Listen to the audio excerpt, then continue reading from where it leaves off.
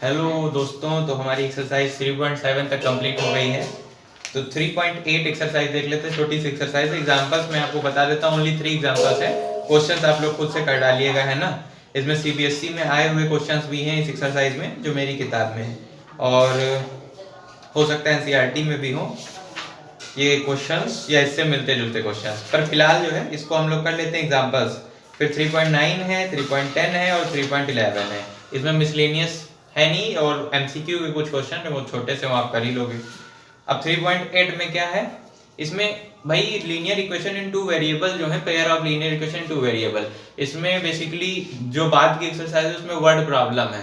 तो 3.7 में भी हमने देखा था वर्ड प्रॉब्लम थी, लेकिन उसमें क्या था, उसमें होल नंबर, जैसे होल नंबर पे बेस्ड प्रॉब्लम थी। जैसे sum of a 2 digit number and the number obtained by reversing the order of its digits is 165। अगर डिजिट्स का डिफर 3 से digits differ by 3 then number find करो। अब ये जो नेक्स्ट एक्सरसाइज, तो वो होल नंबर पे बेस्ड थी। अब ये जो एक्सरसाइज है फ्रैक्शंस पे बेस्ड है, मतलब x upon y p upon q, fractions rational number पे बेस्ड है। तो कैसे करेंगे, पहले एग्जाम इसमें करेंगे क्या, बस एग्जांपल देख लेते हैं, खटाखट आप लोग को समझ में आ जाएगा। जैसे एग्जांपल नंबर 1 है हमारा, कह रहा है अ फ्रैक्शन बिकम्स 4/5, मतलब a fraction becomes 4/5 if 1 is added to both numerator and denominator. अगर कोई फ्रैक्शन है, मान लिया x अपॉन y है, तो उसका न्यूमरेटर मतलब जो ऊपर वाला पार्ट है, और डिनोमिनेटर मतलब बटे में नीचे वाला पार्ट। तो जो नीचे दोनों में, न्यूमरेटर और डिनोमिनेटर में अगर 1 जोड़ दिया जाए तो वो फ्रैक्शन क्या हो जाता है, वो 4/5 बन जाता है। मतलब कोई फ्रैक्शन x अपॉन y है, उसमें न्यूमरेटर में 1 जोड़ दो, डिनोमिनेटर में भी 1 जोड़ दो, तो वो क्या बन जाता है, वो 4/5 बन जाता है।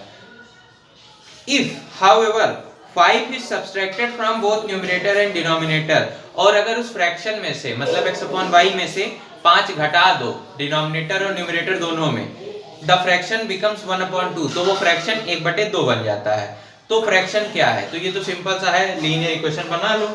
मान लिया let the fraction be x upon y, मान लिया हमारा फ्रैक्शन x अपॉन y है। तो अब हमसे पहले कंडीशन में कह रहा है if 1 is added to both numerator and denominator, तो जोड़ दो, जो कह रहा है वो करना है। x plus 1 y plus 1, अपना दिमाग ज्यादा यूज ही नहीं करना है। x plus 1 y plus 1, और ऐसा करने पर वो फ्रैक्शन किसके बराबर हो जाता है, 4/5 के। ठीक है, ये आ गया। अब इसको इधर उधर ट्रांसफर करना पड़ेगा। 5 को इससे मल्टीप्लाई कर लो, y plus 1 को इधर भेज दो। ठीक है, तो क्या आ जाएगा, ये हमारा आ जाएगा 5x plus 5। जब इससे मल्टीप्लाई होगा 5, तो x से भी होगा 1 से भी होगा, और बीच में जो साइन है वो लगा दो। ऐसे ही ये 4 से मल्टीप्लाई होगा, उधर भेज के दोगे तो 4y plus 4, ये हो गया। तो ये क्या आएगा, ये आ जाएगा हमारा 5x minus 4y, और 4 माइनस में आएगा 1 हो जाएगा, प्लस 1 इक्वल टू 0। ये आ गई हमारी पहली इक्वेशन। अब दूसरी कंडीशन क्या दे रखी है, दूसरी कंडीशन दे रखी है अगर 5 घटा दो from both numerator and denominator, यानी x minus 5 upon y minus 5, तो वो क्या हो जाता है, 1/2 के बराबर हो जाता है। फ्रैक्शन 1/2 के बराबर हो जाता है। तो इसमें भी कुछ नहीं, वही काम, 2x minus 10 equal to y minus 5। यहां से क्या आ जाएगा, 2x minus y equal to, ये प्लस में आएगा तो 10 minus 5 5, और इज इक्वल टू 0। ये आ गई हमारी दूसरी इक्वेशन। अब इन दोनों इक्वेशंस को सॉल्व कर लीजिए, चाहे आप उससे सॉल्व कर लीजिए एलिमिनेशन मेथड से या सब्स्टिट्यूशन से, और चाहे आप सॉल्व कर लीजिए क्रॉस मल्टीप्लिकेशन मेथड से। तो क्रॉस मल्टीप्लिकेशन बेहतर है। क्रॉस मल्टीप्लिकेशन का फॉर्मूला आपको पता है, होना चाहिए, याद होना चाहिए, और मैंने उसको आसान से ट्रिक भी बताई थी उसकी। ये मार्कर चल क्यों नहीं रहा है, पता नहीं, इंक तो मैंने डाली थी, लोकल इंक है ना। तो फॉर्मूला होता है क्रॉस मल्टीप्लिकेशन का हमारा x upon x equal to y equal to 1। Upon में क्या रखते हैं, x के अपॉन में रखते हैं before Christ minus before Christ, इधर रखते हैं central academy minus central academy, और इधर क्या हो जाता है, AB AB। ये होता है हमारा फॉर्मूला। अब 1 2 2 1 1 2 2 1 1 2 2 1, ये हो गया हमारा फॉर्मूला कंप्लीट। x को x रहने दो, b1 c2 सबकी वैल्यू रख दो। b1 क्या है? b1 है हमारा, ये पहली इक्वेशन से -4। और हमने एक चीज और बताई थी, जब भी क्रॉस मल्टीप्लिकेशन फार्मूला लगाना सॉल्व करने के लिए इक्वेशंस को, तो जो है जो इक्वेशन का जो राइट हैंड साइड है, यानी कि ये जो जीरो बना हुआ है, उसको जीरो बना लेना। तो ये हमने पहले ही जीरो बना लिया है भाई। इधर RHS जो है इक्वेशन का राइट हैंड साइड वो जीरो है, सारे टर्म हम उधर लेके चले गए, तो मतलब हम इसको अप्लाई कर सकते हैं, कोई प्रॉब्लम नहीं, साइन वाइन का कोई पंगा नहीं आएगा। b1 है हमारा -4 और c2 क्या है? c2 क्या है? c2 है हमारा 5 माइनस का, तो 5 4 जा 20, प्लस का 20 आ जाएगा।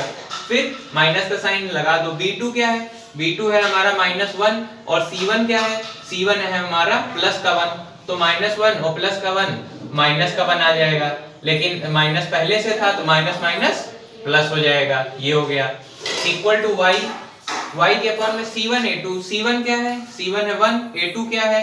a2 है 2, तो 2 1 जा 2, माइनस का साइन लगा दो। c2 क्या है? c2 है -5, a1 क्या है? 5 5 5 क्या 25, लेकिन माइनस का और माइनस माइनस प्लस 25, एक माइनस पहले से भी थे ना। अब a1 क्या है? 5 और b2 क्या है? -1, तो 5 1 जा 5, माइनस का 5, और माइनस a2 क्या है? a2 है हमारा -1 और b1 क्या है? b1 है हमारा, नहीं सॉरी, a2 क्या है हमारा? a2 है हमारा 2 और b1 क्या है? वो है हमारा माइनस का 4, तो 4 जा 8, माइनस का 8, लेकिन माइनस पहले से है तो प्लस का 8 हो जाएगा। ये आ गया हमारा, काम हो गया। x upon 21 equal to y upon 27 equal to 1/3। यहाँ से आप आसानी से निकाल सकते हैं। इस टर्म को इससे कंपेयर कर लीजिए, फिर इस टर्म को इससे कंपेयर कर लीजिए, तो x इज इक्वल टू आ जाएगा 21/3 एंड y इक्वल टू आ जाएगा 27/3, यानी कि ये हो जाएगा 3 9 27 3 7 21, x equal to 7 and y equal to 9। ये आ गया हमारा सॉल्यूशन हो गया। हमसे क्या पूछा था? फ्रैक्शन पूछा था। हमसे कह रहा था फ्रैक्शन क्या होगा, तो फ्रैक्शन हमारा था x अपॉन y, तो हमारा फ्रैक्शन क्या हो जाएगा? x की वैल्यू है 7 और y क्या है 9, यानी कि हमारा फ्रैक्शन हो जाएगा 7/9। वही यही हमको बताना था, 7/9 हमारा फ्रैक्शन हो गया।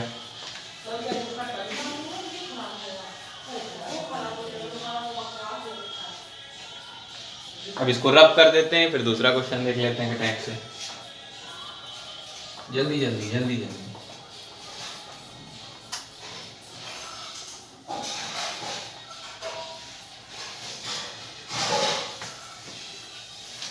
दूसरा क्वेश्चन कह रहा है फ्रैक्शन इज सच दैट, एक फ्रैक्शन इस तरह से है that if the numerator is multiplied by 3, यानी अगर न्यूमरेटर को ऊपर वाली संख्या को 3 से गुणा कर दें and the denominator is reduced by 3, reduce मतलब घट जाए, 3 माइनस कर दो डिनोमिनेटर में, वी गेट 18/11, एक नया फ्रैक्शन मिल जाता है 18/11। तो ये पहली कंडीशन हो गई भैया। पहले तो फाइंड द फ्रैक्शन, फ्रैक्शन पूछे ना, तो फ्रैक्शन हमने मान लिया, let the fraction be x upon y, ये हमने मान लिया। अब कंडीशन क्या कहती है? न्यूमरेटर इज मल्टीप्लाइड बाय 3, यानी कि 3x and denominator is reduced by 3 upon y minus 3। यही तो कह रहा है, न्यूमरेटर को 3 गुना कर दो और डिनोमिनेटर में 3 घटा दो, रिड्यूस कर दो 3, तो ये क्या बन जाएगा? ये बन जाएगा 18/11 बन जाएगा। ठीक है, ये इक्वेशन मिल गई, इसको इधर उधर ट्रांसफर कर लो, ये आ जाएगा 33x equal to 18y minus 18 3 जा 54 माइनस का ये आ जाएगा हमारा 33x minus 18y plus 54 is equal to 0। ये आ गई हमारी इक्वेशन। हालांकि ये अभी और सिंप्लीफाई हो सकती, कैसे? इस पूरी इक्वेशन में देखो सब टर्म 3 से कट रहा है, ये भी कट रहा है, ये भी कट रहा है, ये भी, तो इसको और सिंप्लीफाई कर दो। 3 1 जा 3 3 11 3 6 जा 18 और ये आ जाएगा 3 जा 3 18। ये अब ये सिंप्लीफाइड फॉर्म में आ गई, अब और नहीं कटेगा कुछ भी, है ना। तो ये हो गई हमारी इक्वेशन 1। दूसरी कंडीशन क्या कह रही है? But if the numerator is increased by 8, यानी न्यूमरेटर में 8 बढ़ा दो, x plus 8 and the denominator is doubled, denominator double हो गया मतलब 2 गुना हो गया, 2y हो गया, वी गेट 2/5, तो हमको जो नया फ्रैक्शन मिलता है वो 2/5 के बराबर है।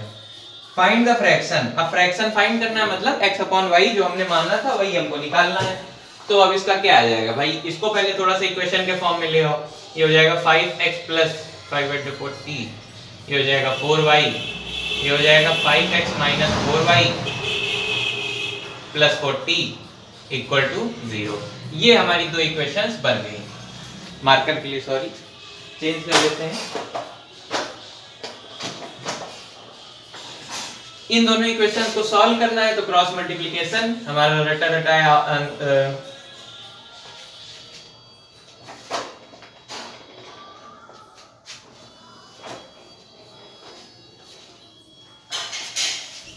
हाँ ये ठीक है। क्या था हमारा, और क्रॉस मल्टीप्लिकेशन मेथड को लगा लेते हैं। x upon bc minus bc equal to y upon CA minus CA central academy equal to C1 upon AB 1 1 2 2 1 1 2 2 1 1 2 2 1 and I don't think I need to solve this one, या कर देते हैं खटाक से, ताकि आप लोग को ये ना लगे कि ये बहुत बड़ा काम है सॉल्व करना। b1 क्या हो जाएगा हमारा, b1 है, ये इक्वेशन 1 थी ना, इसको 1 नाम नहीं दिया, ये 1 b1 है हमारा माइनस का 6, और c2 क्या है हमारा, c2 है हमारा 40 एंड माइनस का 6 6 4 24 माइनस 240 आ गया, माइनस का साइन। और b2 क्या है, b2 है माइनस का 4, और c1 क्या है, c1 है हमारा 18 4 72 माइनस का 72, लेकिन माइनस माइनस प्लस हो जाएगा क्योंकि एक माइनस हमारा पहले से दिया हुआ था। y upon c1 a2, c1 है हमारा 40, a2 है हमारा, c1 है हमारा 18 और a2 है हमारा 5, 18 5 90, ओके। c2 क्या है, c2 है हमारा 40 और a1 है हमारा 11 4 44 440, a1 b2, a1 that means 11 और b2 है 4 44 माइनस का 44, और a2 b1, a2 5 and b1 6 5 का 30 माइनस का, लेकिन माइनस पहले से है तो प्लस में हो जाएगा। ये आ गया हमारा, सॉल्व हो गया। लो 240 माइनस 72 8 3 माइनस 7 से 13 168 आ जाएगा ये, लेकिन माइनस का आएगा क्योंकि बड़ा नंबर माइनस का है।